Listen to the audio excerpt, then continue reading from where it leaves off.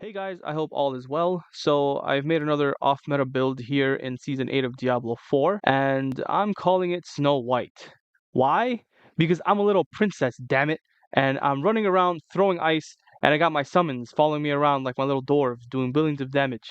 Anyways, Season 8 came with a lot of changes, and that came with a massive steep damage and skill curve between Torment 3 and Torment 4. Despite doing billions of damage, I still struggled with Torment 4 bosses, even though all my other builds, which did less damage, were able to beat the game in Torment 4. So I realized that nowadays, to truly feel comfortable in Torment 4, you're gonna need an S tier build that does hundreds of billions or trillions of damage, like those Meta Rogue Death Trap builds, or Necromancer Blood Wave build, or the standard Barbarian Hillbilly one-shot build. But I don't really like playing by the book. I'm not really a fan of playing what everyone else is playing, so I tend to make my own builds from scratch with a little bit of inspiration sprinkled in. And I try my best to take my build to the endgame and beat all the Torment 4 bosses and at least get high enough in the pit to complete the seasonal journey, and I've been pretty successful in the past. Despite making a build that far surpasses anything I've made before in damage and survivability, it still wasn't enough, unfortunately. It turns out the developers only want you to play very specific builds if you want to have fun in the true endgame, meaning killing Torment 4 bosses in less than 30 seconds and pushing higher and higher levels in the pit. That's just a sad reality of it.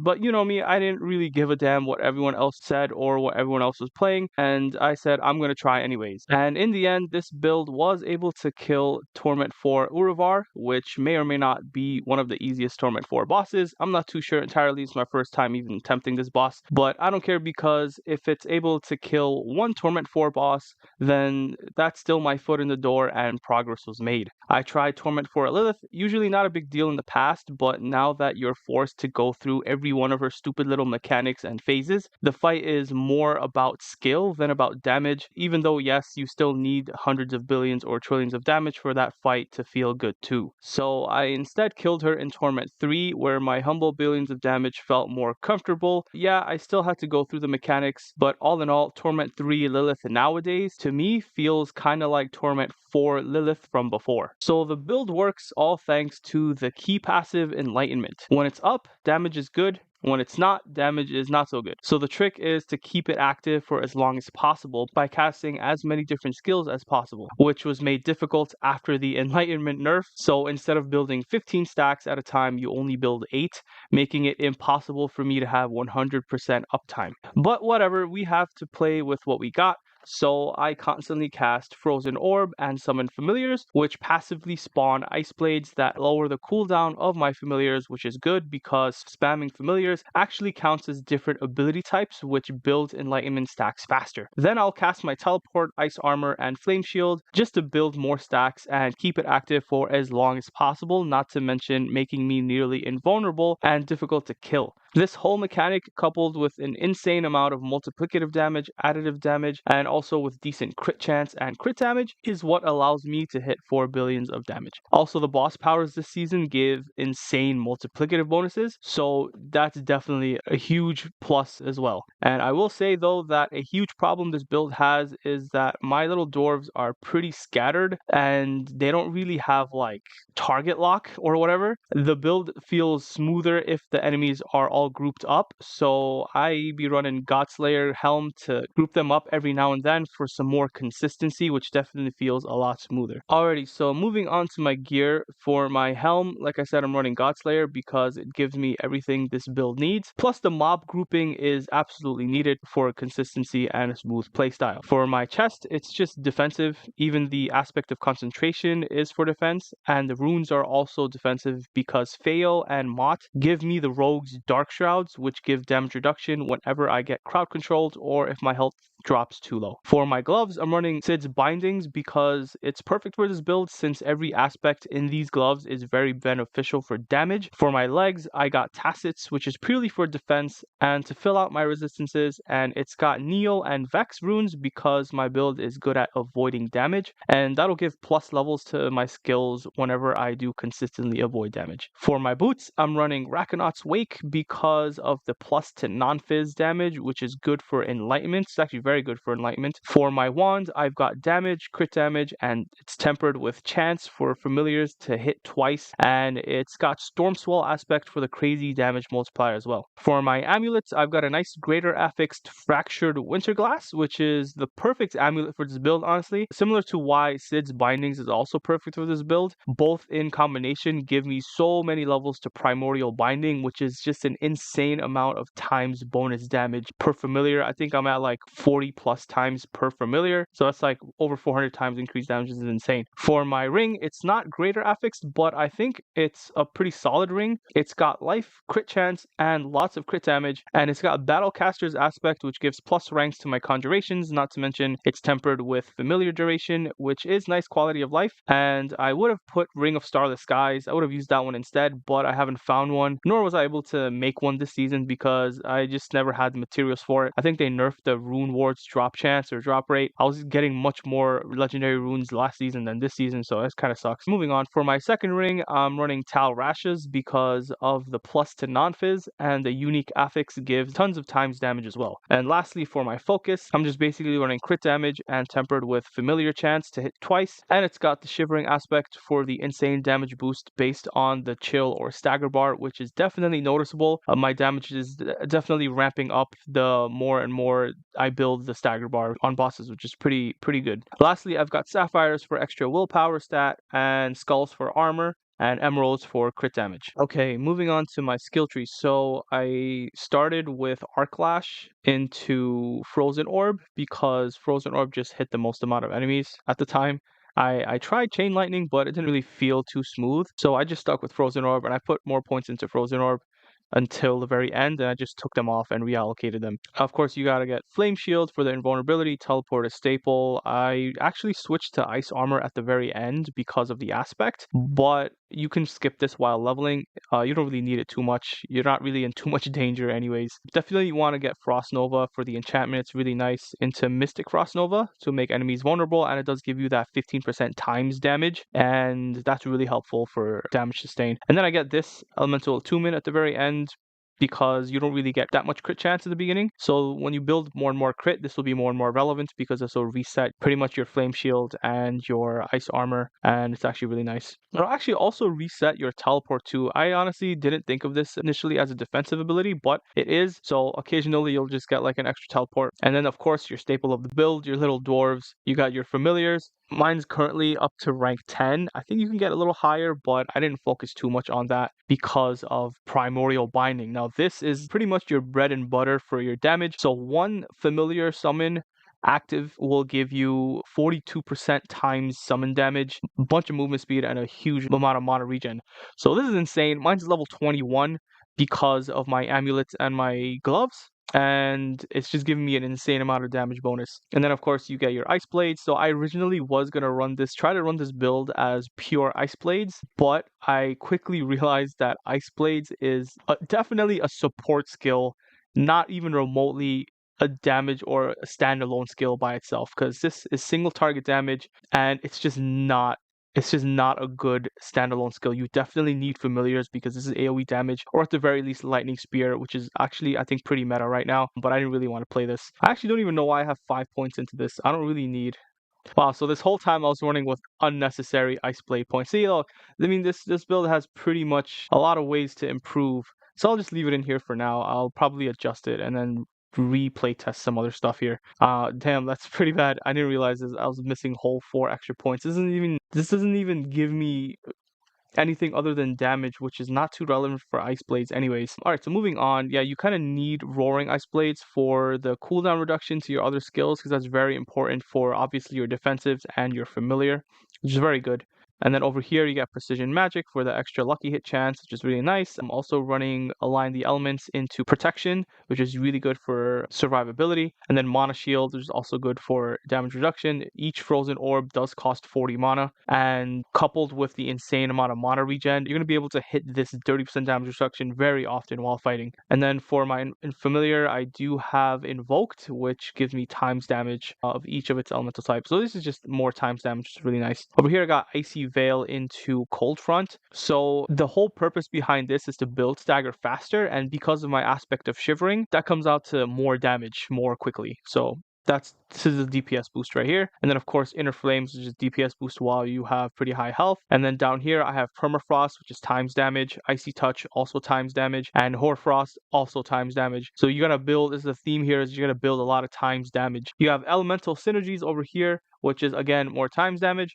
And then Evocation, which is cooldown reduction, which is pretty important as similar to Roaring Ice Blades. So you're going to get more cooldown reduction for your defensives and for familiars. And then the big boy of this whole skill tree, Enlightenment, which is insane because you gain bonus damage with fire, lightning, and cold equal to them combined, which if you want to check out my stats right here real quick, I have I have 1200 damage percent. I have 1200% damage in each, and that's just insane. That's certainly where all of these billions of damage is coming from. Not to mention you get times damage and attack speed on top of that, and any form of attack speed will also equate to your familiar summons getting that increased attack speed as well. So yeah, that's the skill tree. I also was running Frigid Breeze earlier, but I was fine with the Mana Sustain, and instead of Ice Armor, I was running Deep Freeze for a long time because of this.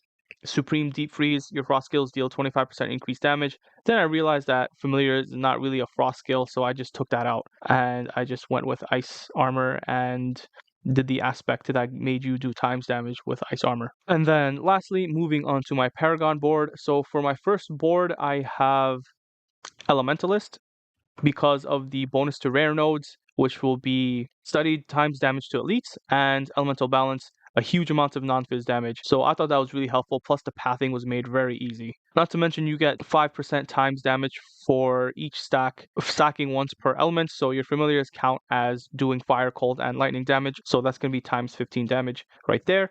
For my second board, I'm running Elemental Summoner because of the 60% times damage right here, which is insane. And then I go over here just to get some more attack speed for my conjurations and conjuration damage. And then I have Control for the huge amount of times damage. I think it comes out to 20 plus 8. So that's 28% times damage, which is crazy. And then of course you have your non-fizz damage here and then your conjuration damage here, which is insane. And then conjuration cooldown reduction and percent life, which is also very helpful quality of life.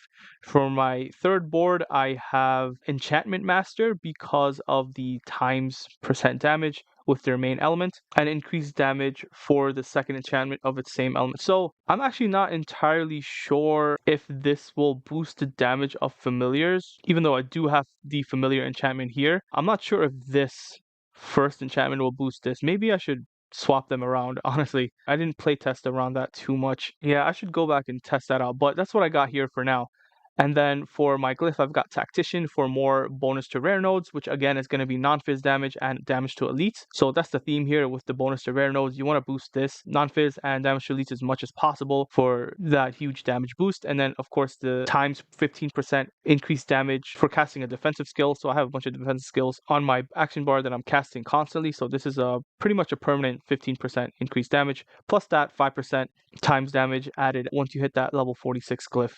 And then for my fourth board, I come here and I'm running Frigid Fate because your bonus damage with cold becomes bonus damage to vulnerable enemies. And that's just a huge, insane amount of free damage because it's at 60%. And then for my glyph, I'm running Destruction to give my little dwarfs a huge amount of crit damage. So with this right now, it's 8% times damage plus 135% crit damage, which is huge. And then of course you have Vulnerable and Non-Fizz over here. And then for my last board, I have Fundamental Release, which is also a huge amount of times damage. And I wish the ultimate skill aspect of this was more relevant, but of course it's still very helpful to get this board anyways. And then for my last glyph, I've got Invocation. So this is an insane amount of crit damage bonus plus times damage. This is like the golden boy of all of your glyphs here, which is going to give you probably the most value. At the time of recording the pit run and the boss kills in the video, this wasn't at 300%. I definitely wasn't at level 193 Paragon. I was actually closer to like 170 at the time of recording that footage. This was closer to 200% crit damage. So I pretty much just leveled some more so I can finish my reliquary stuff and it became 300%. But yeah, this board is insane because of the 54 decks, which will contribute that much crit damage to this glyph. And then of course you have your non-fizz and your vulnerable damage. So the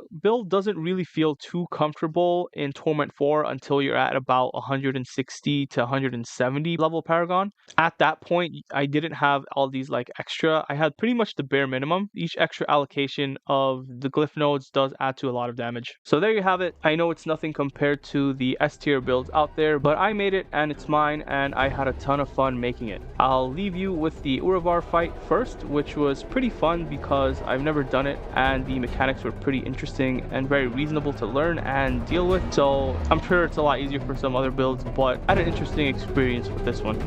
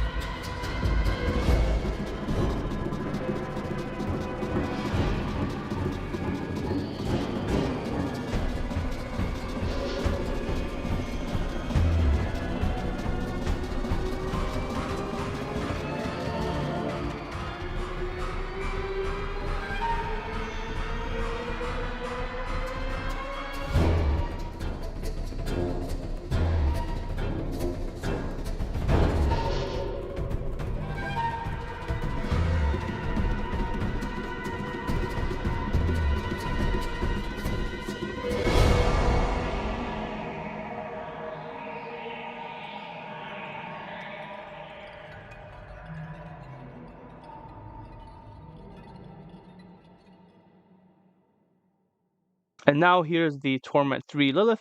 But before that, I'll show you that the Lilith fight is still bugged as hell, which is super annoying. It's very sad and embarrassing, honestly, because we're literally 8 seasons in and they still can't get it right. And they made the fight harder too. Like, are you serious? If you're gonna make the most hated boss even more hateable, at least fix your goddamn bugs first, honestly. Like, look at this. Her health bar is frozen. Clearly I'm doing damage and she's invulnerable. Like, it's so beyond frustrating and such a massive waste of time. Anyways, here's the Torment 3 version. Enjoy watching me struggle to dodge mechanics, and I'll see you guys next time.